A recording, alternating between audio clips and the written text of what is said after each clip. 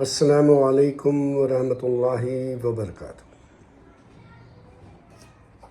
اللہ سبحانہ تعالیٰ کی سلامتی، رحمت، برکت آپ سب پر نازل آمین۔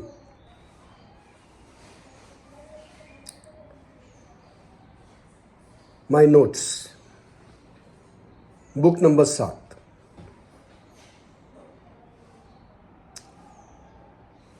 اس سلسلے میں ہم ایک دوسرے سے سوال کرتے ہیں ایک اچھی زندگی کو بنانے کے لیے۔ وہ سوال ایک اچھی زندگی کے بیس پہ ہوتا ہے تاکہ ہم زندگی اپنی سنواریں، اچھے سے رہے۔ تو یہ تیسرا سوال تھا کہ اپنے زندگی کو جینے کا فنڈا کیا ہے، اور اس میں ہم اپنے آپ کو لاسز، زندگی جینے کے لاسز کو کیسے فیس کریں گے، یا لاس سے بچنے کے لیے ہم کیا چیزیں اختیار کریں گے۔ تو شروع کرتے ہیں اس رب کا نام لے کر جو بہت مہربان رحم والا ہے۔ زندگی اس نے دی اور زندگی وہی ختم کرے گا۔ سبھی کا اس دنیا میں آنے کا طریقہ اور جانے کا طریقہ ایک ہے۔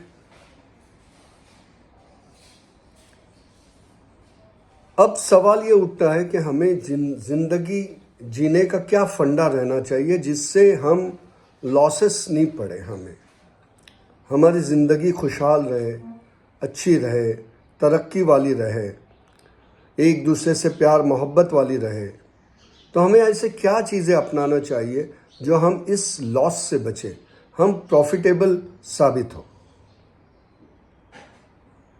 تو وہ بات یہ ہے کہ 4 چیزیں ہیں جو مجھے سمجھ میں آ رہی ہے، اور وہ 4 چیزوں میں سے سب سے پہلی چیز ہے وہ ہے یقین، بیلیف۔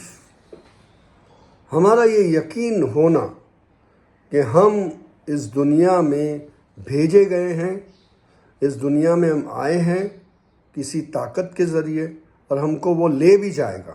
ایسا نہیں کہ آ گئے تو بس اب اپنی مرضی، نہیں، اس کے مرضی سے آئے، اسی کے مرضی سے جائے گی، کیونکہ ہمیں پتہ نہیں۔ تو اس پہ یقین رکھنا کہ اس نے ہمیں بنایا، ہمیں اتنی چیزیں دیا، دنیا بنائی، دنیا میں اتنی چیزیں دی۔ اگر ہم کو انسان بنایا تو ہم کو انسان کے جو چیزیں کا ریکوائرمنٹ ہے اس کو اس نے فلفل کیا۔ تو یہ پیور یقین رکھنا اور اس کی ہی پوجا کرنا، اس کی ہی آرادھنا کرنا، اور اسی کے لیے اس کے آگے ہی جھکنا اور اسی ہی سے مانگنا۔ تو یہ ہوتا ہے پختہ بلیف۔ پھر اس کے بعد آپ کو عمل صالح کرنا ہے، مطلب رائٹس ڈیڈ، مطلب اچھے کام۔ وہ اچھے کام جس کی بہت لمبی فہرست ہے، اور وہی اچھے کام جو آپ کو سکھ دے گے وہی آپ کو کرنا ہے۔ اس کے جو ہمیں سکھ نہیں دے گے وہ کام نہیں کرنا ہے، اور دکھ آئے تو اس کو سکھ میں تبدیل کرنے کے لیے اچھے کام کرنا ہے۔